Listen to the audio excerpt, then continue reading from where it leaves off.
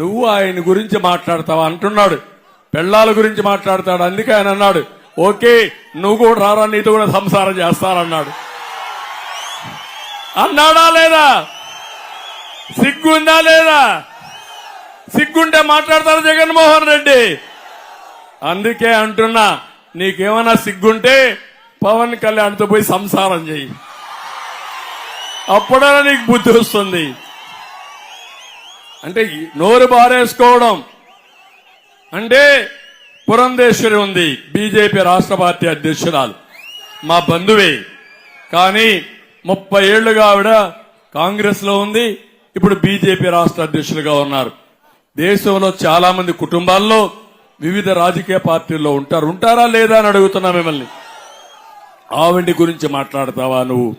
ఇప్పుడు మీ చెల్లెలుంది కాంగ్రెస్ పార్టీ అధ్యక్షురాలు, దానికి సమాధానం చెప్పే సత్తా నీకుందా సైకో అని అడుగుతున్నా. ఆవిడ అడిగిన ప్రశ్నలకు సమాధానం చెప్తావా సైకో అని అడుగుతున్నా. రాజకీయాల్ని కలుషితం చేసిన దుర్మార్గుడు ఈ సైకో.